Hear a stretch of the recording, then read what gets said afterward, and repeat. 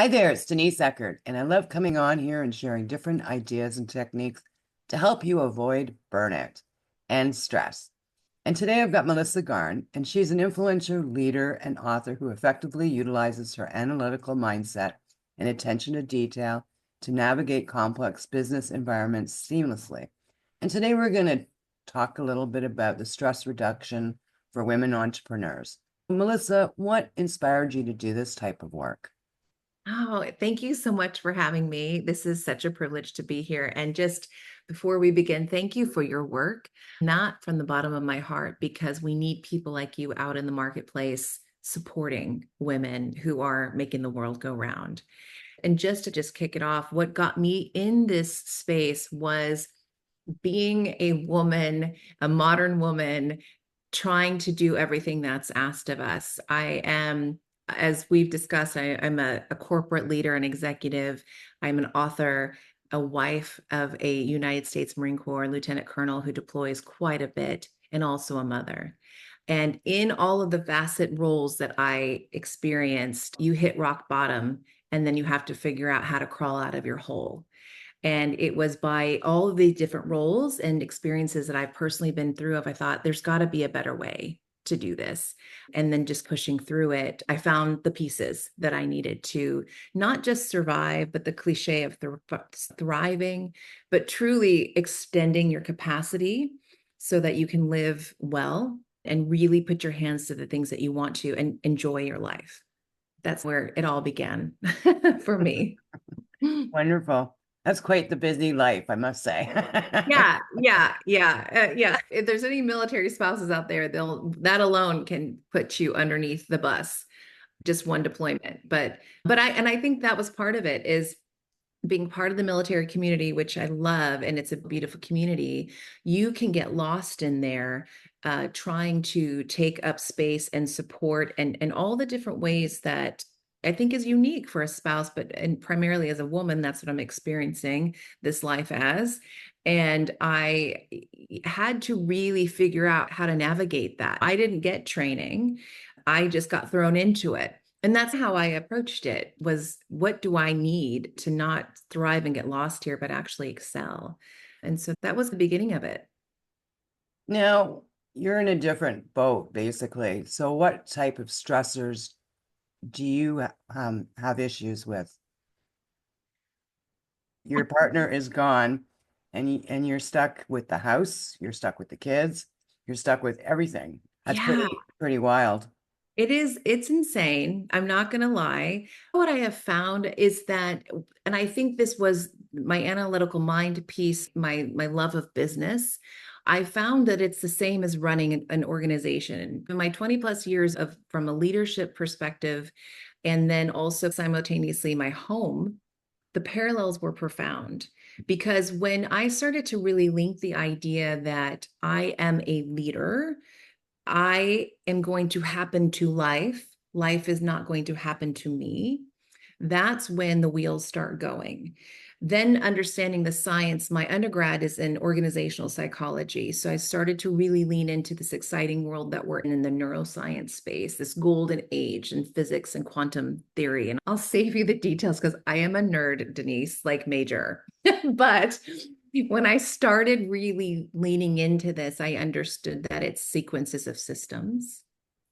And it really is the power of self regulation and starting to understand this body, how it works, my feelings. What do I need?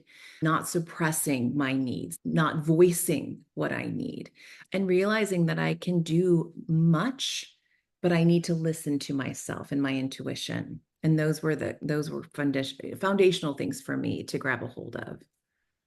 So let's start talking about listening to yourself. Can you Yeah. get into that a little bit more? Sure. So I think one of the things that is, I think, important to understand, and I'm an 80s baby, and I grew up under the impression that you were born with your brain and your brain just is what it is, and that's that. So if you got it, good for you. And if you don't, hope something works out for you. Right? That was my childhood. And I grew up with that kind of that fixed mentality. And we now know, right, that the brain is separate from the mind and that the body is it's neuroplasticity and these sort of things. And when you start to understand that your thoughts, your feelings, your emotions are starting to create the internal environment. So what happens is you think a thought, your brain then creates the chemistry, then communicates down to the heart, which has about 40,000 neurons that then communicates with the gut, right? And when you start to understand that you're creating your biology, you're creating your chemistry, you're creating the physical arousal of your nervous system by what and how you think, you can capture your thought, examine it, and then do the work to reprogram, if you will, evolve it, dismantle it, or throw it away. And does that make sense? And engage in that way. And when you start to understand that your nervous system is for you, not against you, understand if you are stuck in fight or flight or not, and you start really digging into those concepts, you can grab a hold of self-regulation.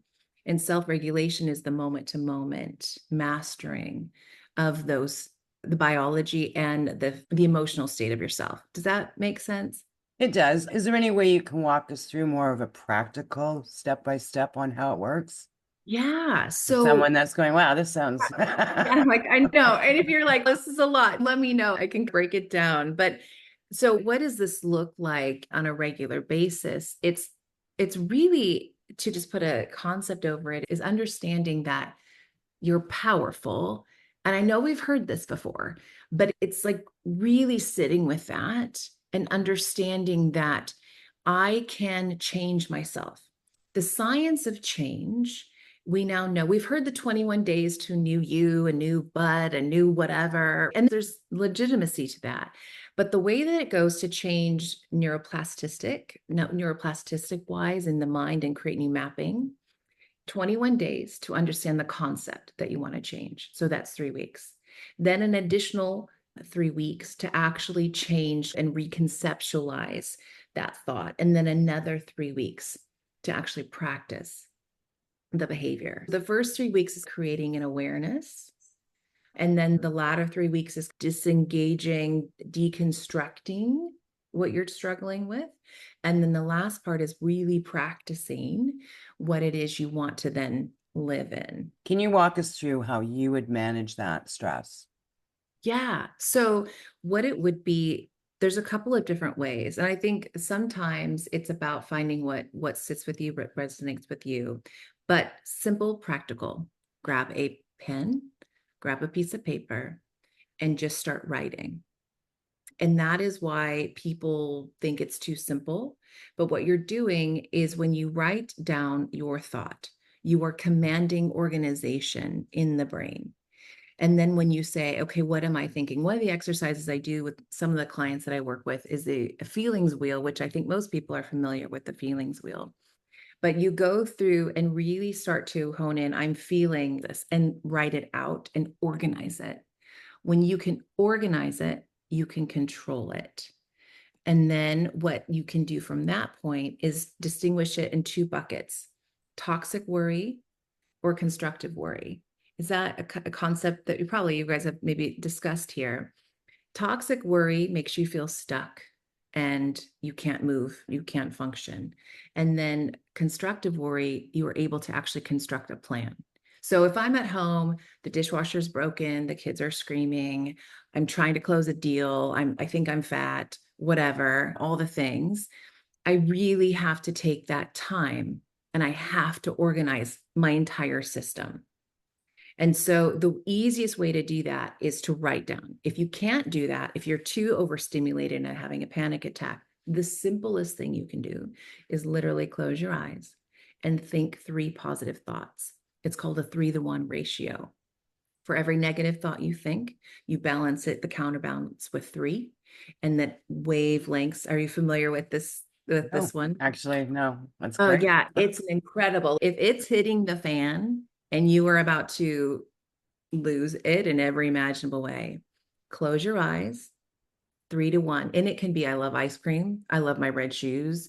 and I love my bed sheets. Like it doesn't have to be anything profound.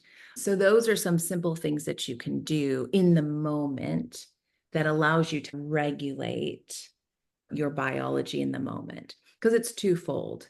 I'm sorry, does that make sense? Am I bringing it to down to earth a little bit more than theory? Yeah, it's a great quick tip that someone can use. Like if you're starting to worry about something or think these negative thoughts, I love that. I love my cat. I love my chair. I love my Yeah, rug or whatever. It's yeah, just, yeah. and what you're It's doing, yeah, you're just switching things up in your head and getting yourself away from that negative thought. 100%. And knowing that like you are control. The other thing I would throw there too is just from an insight perspective is knowing that we create our feelings. Someone can do something to me and I can feel something, but that information is coming from me. And so when you can say, okay, that's weird. Why do I feel this way? And take that second and then say, I can't deal with it now because the house is burning down, but I can deal with it later when I'm feeling more rested. But knowing that going into that, the more that you start to really think, wait a minute, I'm informing myself, I'm creating these feelings. And then also, I think too, is when you start to feel or people can feel, and I have felt this way, where you think you're going to die. I don't, do you ever had that feeling where you're just like, this is it? This is, or you want to, you're just so like, this is, I have a lot, especially in the business world, I've noticed people will get emails from bosses or managers, and it will make them want to crumble to the ground. And they're so confused by that. Something that's helpful is when you have that wave of emotion is understanding that you create your feelings and also feelings are records of the past. And so the feelings that you're experiencing is your body remembering something. And so that is also helpful. Does that make sense? Yeah, it does. Mm-hmm. Mm-hmm. I can just think of that email where you get it and you just, your stomach just drops right out and you, I don't know, you feel that heat and you're just, oh my God. Yeah. And yeah, I love what you talk about because you're really creating that awareness. Mm-hmm. And that's Mm-hmm. really important because a lot of times when we let ourselves go down that rabbit hole of stress and overwhelm, we make things worse for ourselves Yeah. because Yeah. now we're overthinking things. Yeah. 100%. And we're thinking about, okay, this could happen in the future, that could happen, this could happen. No, we need to stay where we are and just Yeah. Yeah. relax. 100%. Because, and that's why I love the 3 to 1, the close your eyes, hold, take a deep breath, and just, I love my cat, love my dog, whatever. Because what you're doing is you're stopping that train. Because when you start to get that, when you're triggered, essentially, right, that email, then your mind switches into fight or flight. And we all have our different ways of expressing. Sometimes we fawn, sometimes we overdo, sometimes we people please. A lot of women I have found, especially in the world, the corporate world, really struggle with imposter syndrome. And when that starts knocking, now you're in a state of shame. And then every thought that you think is going to be laced in that chemical compound of shame. And so then the practical is okay. The first one is always awareness. And that's why the first process of change is awareness. You can't change anything that you're not aware of. And so I would even say, too, something practical is learning not to be afraid of yourself. I think sometimes we're afraid of our feelings. Does that land on you? You know what Yeah. I'm saying? Yeah, that Mhm. made me feel really, wow, yeah. Yeah. Yeah. You know what I mean? Yeah. Like, what is happening? Or a lot of questions we have, what is wrong with me? What is nothing is wrong with you. Like truly, like that, if I could tell anyone to everybody, there's nothing wrong with you. It's your body is speaking, and we've got to learn to lean in and listen. Yeah. And not only that is I love what you're saying is that we create that awareness, but then we step back and look Mm-hmm. at why we're being triggered. Why is Mm-hmm. this triggering? And a lot Mm-hmm. of times, as you said, it's our past that's coming into the forefront again. Mm-hmm. And a lot of times it's our brain protecting ourselves too. 100%. And Yeah. meanwhile, this situation that's happening right now is not a dangerous situation. It's Mm-hmm. just bringing up memories or feelings that we don't know how to process right at that second. 100%. 100%. And that is when people can really start to live in that state of being, because our natural state is peace. Our natural state is health and wellness, right? When you look at longevity or whatever word you want to put on it, is it, and I think I love what you said, because our body is meant to keep us safe. And so these things that happen that make us feel terrible is our body really loving us and trying to say, even our coping mechanism, our over shopping, our eating too much at lunch, or whatever we do, all of it is this compensation to try and keep us and put us back into a state of harmony and regulation. And we get dysregulated, we have to know that we have the power in seconds to bring it back. And it's as simple as taking a deep breath, holding it, and exhaling it. The trick to that is, just for a little bit more of a practical one, if you breathe in for 3, hold it for 1, and then exhale for 4, you really, if you can, you want to exhale longer than you do inhale, however many breaths that in. And that is a beautiful thing for the nervous system in the moment, to get your feet back on the earth, back down to reality. Thank you for sharing those things with me. So are there other things that we can do to lower the stress, especially women in business or women that are busy or leadership roles? Are there any other stress reduction tips that you can share with us today? Yeah, I would like to just say, if you're looking to making, especially this time of year, making that change, whatever that change is. As a woman in the business industry, I think there's a lot of things that we're having to overcome. A lot of misogyny in some industries, still a lot of unfair things, a lot of missing promotions because of expectations, and all these different things. I think one of the things that I would say is, if you look at really honoring yourself by making yourself a priority through listening to yourself. And I know we maybe hear that a lot, but I really mean, if you look at your calendar, do you have time on it just to be quiet and self-care through honoring the quietness of who you are? Um, we don't grow in noise. We grow in stillness. And a lot of times when we try to meditate or be quiet or journal, our body's like freaking out. And so the first step is to just try for 1 minute, 2 minutes, 3 minutes. And when you are in a boardroom talking about multi-million-dollar deals, trying to do this, that, you're feeling misogyny, you've just been spoken over, people keep interrupting you, a lot of the things that a lot of females struggle with. How are you showing up? Because I'll tell you what, the way that you have power in a room is the energy that you are then giving out. You will be meek if you are not in control of your own energy flow. And if you are shaking in your boots and you haven't taken the time and the quiet to get yourself aligned, it's called an electromagnetic, it's heart coherence. Your I Heart Math, are you familiar with that organization? No. Oh, girl, Google them. They're doing incredible research. I Heart Math Institute. We have a heart coherence, which is now being able to be measured. I think the last research I looked at, about 5 to 8 feet. That means your energy is being able to interact and then influence others. And so if you're trying to influence, you have a presentation, you have whatever, get quiet, get quiet. And if you can't get quiet, just keep coming, just keep showing up, because the stages of change is always going to be awareness, disruption, rebuilding, and then the reinforcement of what you're trying to teach yourself. Does that make sense? Absolutely. And so if you just write those things down, just say awareness, disruption, rebuild, and reinforcement, that is literally the process of change. I go into that in my book, and then in some of the, when I can take on certain clients, I walk them through that whole process. But that is something practical that I would highly recommend you can do on your own. Does that make sense?